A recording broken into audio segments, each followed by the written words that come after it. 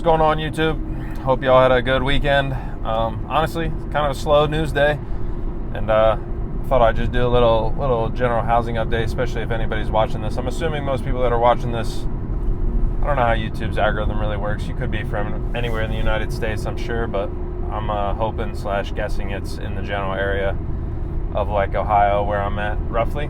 I would think it would geolocate and recommend it on the pages of people in the general area. But as far as news goes, I think the only big news I heard really today was Kamala Harris went on the Call Her Daddy podcast, and I didn't watch that, so we're not talking about that. I might have to listen to it tomorrow to see if there's anything of substance in there. I guess. I really don't want to fucking listen to that, but I mean, maybe I'm misjudging from the name. I don't know. And then Florida's about to get hit with another hurricane is about to hit Florida. And as far as I understand, looking at little Cat 5, so the worst category we have. And I was just listening to a little clip of Ron DeSantis talking about how bad it's going to be. And it was like 5 to 12 feet of storm surge, depending on where you're at and things like that. So I thought this would be a curious tie-in. I don't know, like housing market update stuff. I'm personally in Ohio. I'm looking for a house to buy. Just had a daughter. Obviously, my wife wants a house. Eventually, I want a house. I want some more space. We're in an apartment. I mean, everything about the apartment's pretty much great, except for the part where it is small. So a house would be nice, but house prices are insane. And there's really not that much to choose from, honestly, because we're slowly building up the inventory a little bit. Housing sales are at all-time lows. I've talked about that in the past, but it's just not great. The housing market's still not great. It's a little better than it was like last year, but it's still crazy.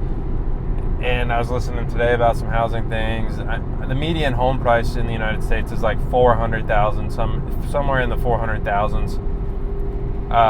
And that's, I think in theory, me and my wife could maybe technically afford it, like when the bank looks at your debt to income ratios and things like that. But your boy ain't buying a $400,000 house, especially not for that first house. I feel like that's ridiculous. No need for that.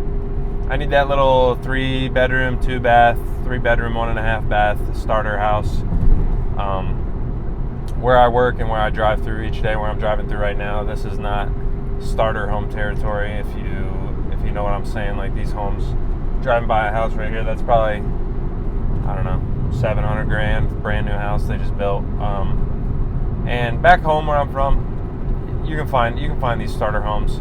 There's actually one I was taking a look at. They're selling it for $135,000, 1.5 bathroom, 3-bed.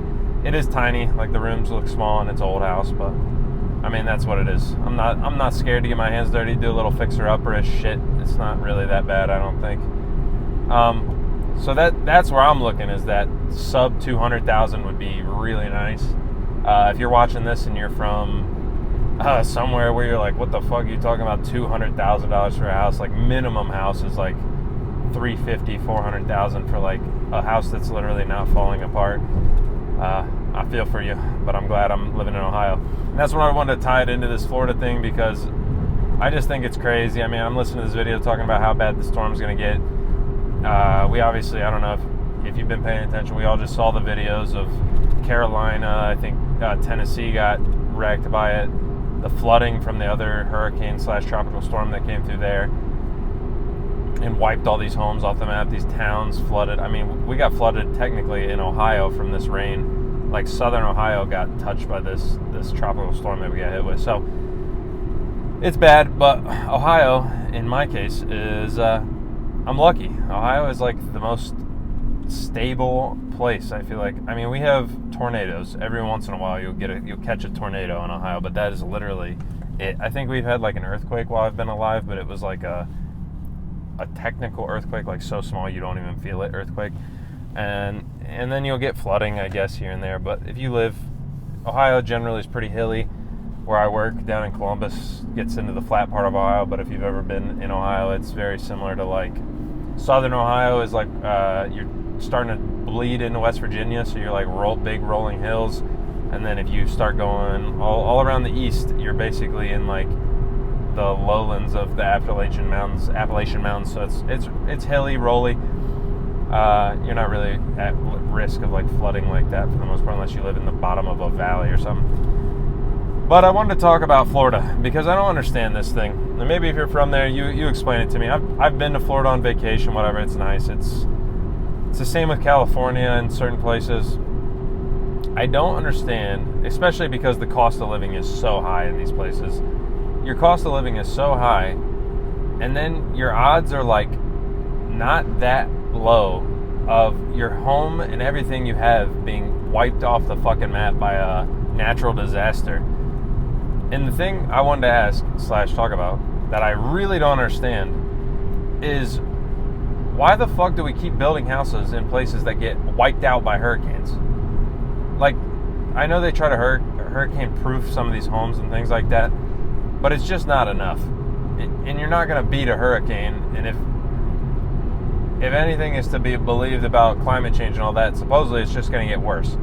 So until you start building your homes out of just like concrete and anchoring them into the ground, while also putting them 10 feet off the ground to worry about storm surge so your house doesn't flood and ruin everything inside of it, what are we doing? Just because it's such a nice place to live, people will just keep doing it and dumping money into these places. I know for a fact that like Florida's homeowner insurance is insane. Like, it's super expensive, and it's obviously because of this shit. Like, they get hit by multiple hurricanes every single year, and at a minimum they're getting hit with serious flooding, like from tropical storms, and then they just rebuild it. I guess not we, but they rebuild it. And I know like big insurance companies have like completely pulled out of Florida because they're like, we're tired of this. Like, it's not even worth just dealing with it because I guess there's so many claims or whatever. Like, it's just too crazy. And like I said, Cali's similar. Like, some place like when the wildfires hit California really bad, it's just like, in theory, I guess there could be a wildfire in Ohio, but like, I've never even heard of it. Like, I don't know. I don't know when the last time that's happened. I'd say flooding is probably your worst risk here in Ohio, and that's like low risk. It's pretty easy to see if the house you're about to buy is in a flood risk area or not. Just look at the FEMA map. It's not hard to do. But we keep doing this. It's like, why are you wasting the effort and time and money to build these homes to where they're just going to get destroyed? I don't know how many times we're going to do it. And we're going to watch this hurricane. I'll pay attention. I mean, I'm sure there'll be terrible videos on Twitter of people's whole house just being flooded and or literally wiped away by 130 mile an hour winds or whatever when this thing hits the west coast of Florida. So we'll see. Apparently it's a little different because we're getting a hurricane coming out of the Gulf and hitting the west coast of Florida instead of coming out of the Caribbean and hitting the east coast, or like looping up around Florida.